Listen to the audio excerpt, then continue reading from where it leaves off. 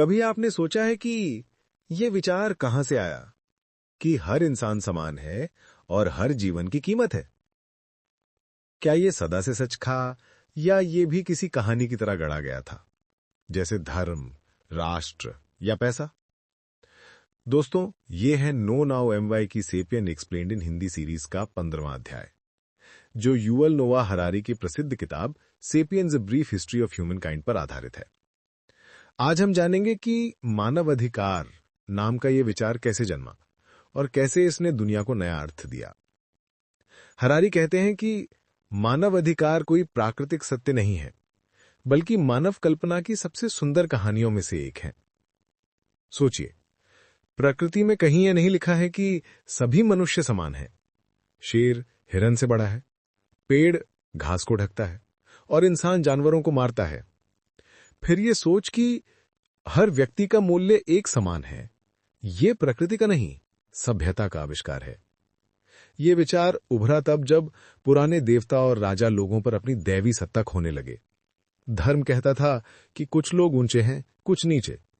राजनीति कहती थी कि कुछ शासन करने के लिए पैदा हुए हैं, कुछ सेवा के लिए। लेकिन फिर इतिहास में एक नई आवाज उठी, हम सब बराबर हैं। यही आवाज थी मानववाद और मानव अधिकार की। हरारी बताते हैं कि यह विचार यूरोप में एनलाइटनमेंट एरा में दौरान जन्मा, जब लोगों ने यह मानना शुरू किया कि ईश्वर के बजाय मनुष्य ही मूल्य और नैतिकता का केंद्र है। अब सही और गलत तय करने का अधिकार देवता का नहीं, विवेक का हो गया। यही वो क्षण था जब मानव इतिहास पहली बार इंसान को भगवान के बराबर खड़ा करने लगा। अमेरिकी स्वतंत्रता की घोषणा में लिखा गया कि सभी मनुष्य समान बनाए गए हैं। फ्रांसीसी क्रांति ने कहा, स्वतंत्रता, समानता, बंधुत्व। और धीरे धीरे ये विचार पूरे विश्व में फैलने लगा। हरारी कहते हैं कि मानव अधिकार मानव इतिहास का सबसे शक्तिशाली मिथक है, क्योंकि लोग उस पर विश्वास करते हैं। लेकिन इस कहानी की कीमत भी भारी थी। सदियों की असमानता, दास्ता और औपनिवेशिक शोषण के बाद ही ये विचार समाजों में गहराया। द्वितीय विश्व युद्ध ने दुनिया को हिला दिया। मिलियन लोग मारे गए, शहर राख हो गए, और तब दुनिया ने पहली बार गंभीरता से सोचा कि अगर हर जीवन की कीमत नहीं समझी गई तो सभ्यता का अर्थ क्या है।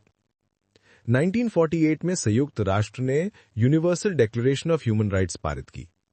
इसमें लिखा गया कि हर व्यक्ति, चाहे उसकी जाति, धर्म, लिंग या देश कुछ भी हो, समान अधिकारों का अधिकारी है। यह एक ऐसा दस्तावेज था जिसने कानून से ज्यादा आशा दी।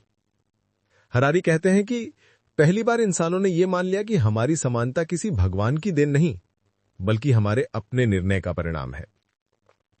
पर सवाल यह है कि क्या मानव अधिकार सिर्फ कागज पर है?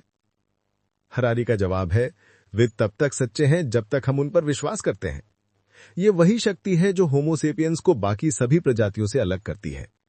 हम काल्पनिक चीजों पर सामूहिक विश्वास करते हैं और उन्हें सच बना देते हैं। मानव अधिकार भी एक ऐसा ही साझा विश्वास है। जब हम कहते हैं कि किसी के साथ अन्याय नहीं होना चाहिए, तो हम प्रकृति का नहीं, मानवता का कानून बोल रहे होते हैं। पर यह कहानी आज भी अधूरी है। हरारी बताते हैं कि 21वीं सदी में भी मानव अधिकार की परीक्षा जारी है। कहीं धार्मिक संघर्ष है, कहीं लैंगिक भेदभाव, कहीं आर्थिक असमानता।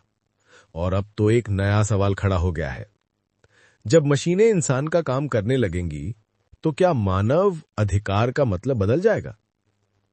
क्या एक कृत्रिम बुद्धिमत्ता जो सोच सकती है, महसूस कर सकती है, वो भी एक अधिकार की हकदार होगी? या फिर भी इंसान खुद को सबसे ऊपर रखेगा?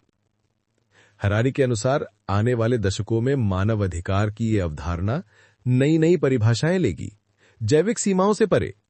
क्योंकि जब इंसान खुद को अपग्रेड करेगा तो सवाल उठेगा, क्या हर इंसान अब भी बराबर रहेगा? लेकिन शायद यही मानवता की खूबसूरती है कि हम खुद अपनी कहानी को बार बार लिख सकते हैं। मानव अधिकार हमें याद दिलाते हैं कि हम सिर्फ जीव नहीं, बल्कि संवेदनशील प्राणी हैं। हमारे भीतर करुणा, सहानुभूति और समझ की क्षमता है, और अगर ये क्षमता जिंदा है तो मानवता अब भी जिंदा है।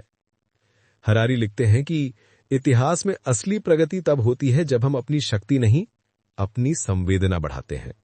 यानी सभ्यता की असली पहचान किसी गगनचुंबी इमारत या तकनीक से नहीं, बल्कि उस हाथ से होती है जो किसी गिरे हुए को उठाता है। तो अगली बार जब आप मानव अधिकार शब्द सुने तो इसे सिर्फ कानून मत समझिए। ये एक वादा है जो हमने खुद से किया है। एक वादा कि चाहे हम कितने भी आगे बढ़ जाएं, इंसानियत पीछे नहीं छूटेगी।